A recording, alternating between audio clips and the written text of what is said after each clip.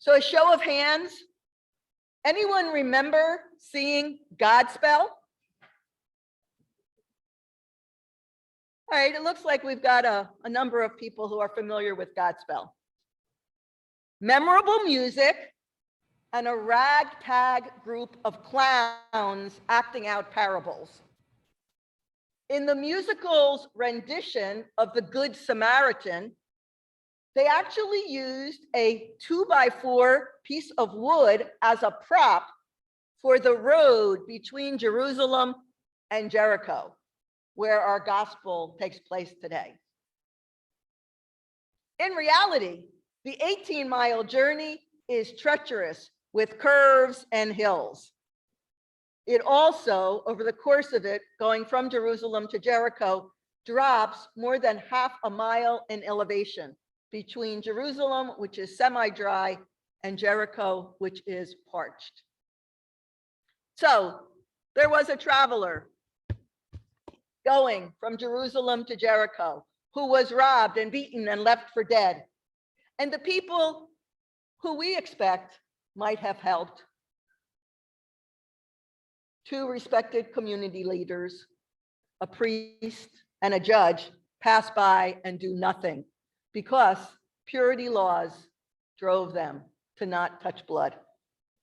Then a Samaritan stops and helps, cares for, even transports the traveler to an inn and pays all the expenses. We know the moral of the story.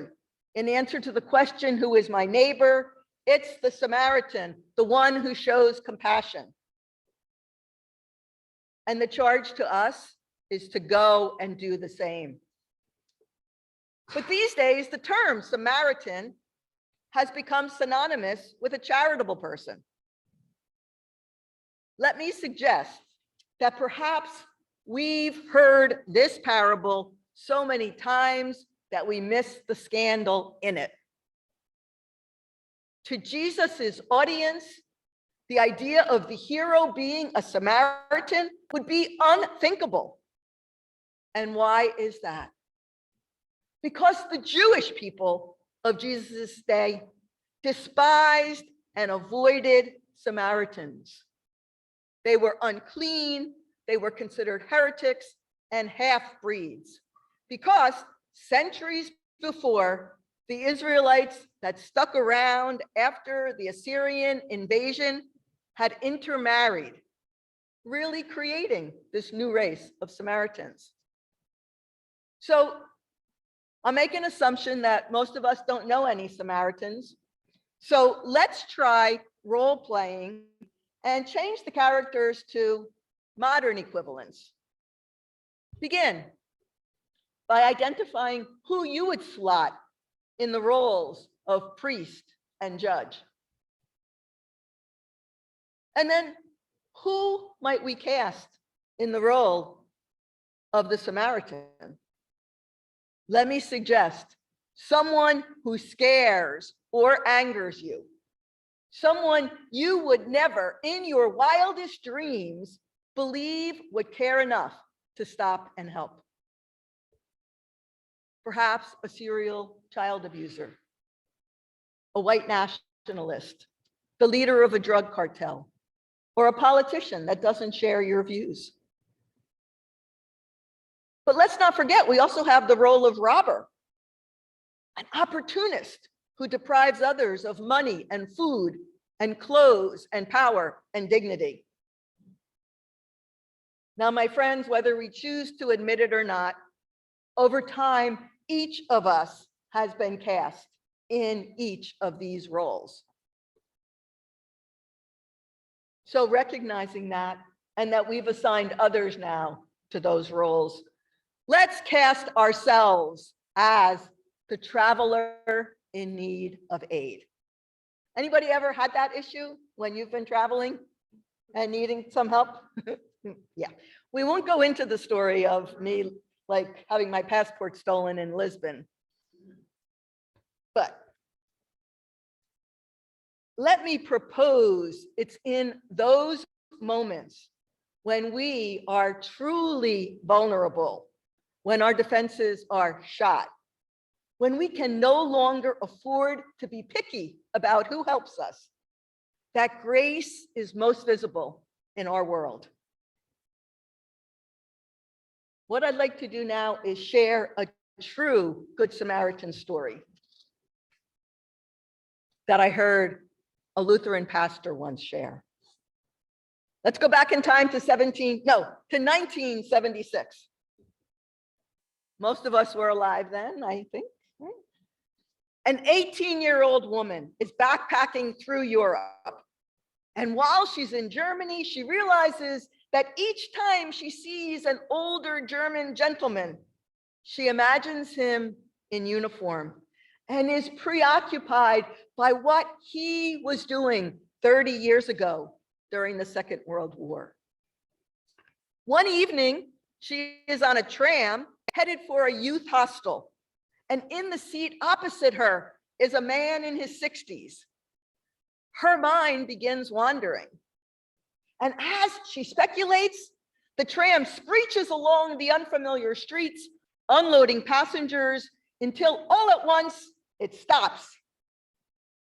And everyone gets off. Left with no choice, she gets off and realizes she has no idea where she is. In broken German, she tries to ask where the hostel is. And she reaches into her bag to get a map and realizes she's lost her wallet. Frantically, she comes to an awareness that she's been robbed. Standing there on the side of the road in the dark, desperately searching, she begins to cry. A hand gently touches her elbow and asks, "Are you lost?" It turns out to be the man whose history she had been trying to piece together. His English is impeccable. She tells him that she's been robbed and needs to find the youth hostel because they're only going to hold her room until 10 p.m. She shows him on the map where the youth hostel is, and he carefully explains that since she's long since missed her stop, there's no way she'll be able to get to the hostel before 10. And he offers to help her. She can't think straight. Who is this guy? Is he planning to hurt her? She is ashamed to admit that a terrible thought crosses her mind. What if he is some kind of Nazi?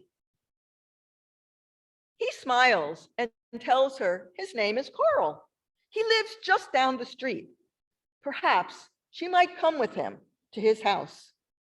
His wife would make coffee and they could figure out what to do next. She says she doesn't know him and she is afraid. Why would he, a perfect stranger, offer to help her? Carl tells her that his grandson is about her age and he's currently in America traveling. He hopes that if his grandson got into trouble, there might be a stranger willing to help him. So she goes with Carl, and once she gets to his house, realizes that she had put her wallet in her backpack. Over dinner, Carl and his wife Ruth share about their lives and describe the war years as terrible days. Carl had been in the army. Both of them knew what was going on, and they were ashamed. So she stays overnight in their guest room. And over breakfast, Carl mentions that during the war, he had been in charge of security at an airfield in France.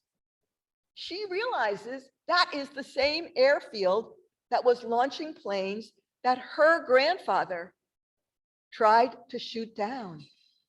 So yesterday, she imagined Carl as her enemy and a stranger.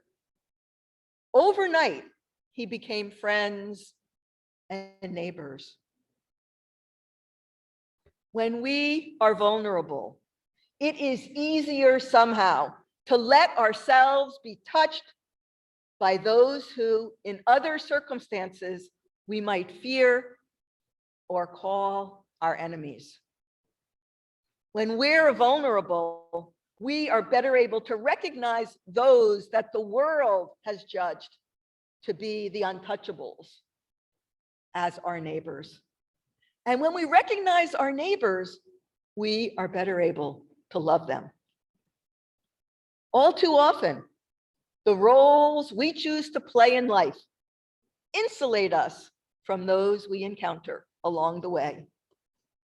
But from time to time, we are blessed with moments of vulnerability when we can see the ones we fear and see them as our neighbors.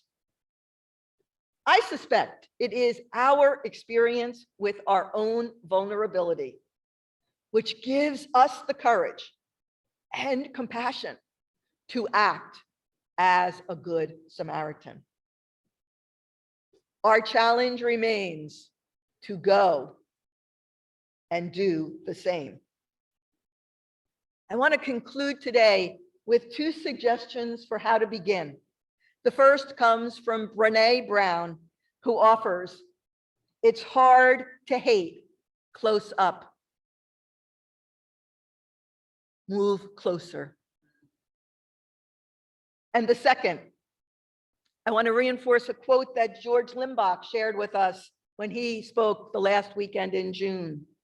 "You know that the night is gone and day has come when you look into the eyes of a total stranger in need and see the eyes of God calling you to reach out and help." God bless you all.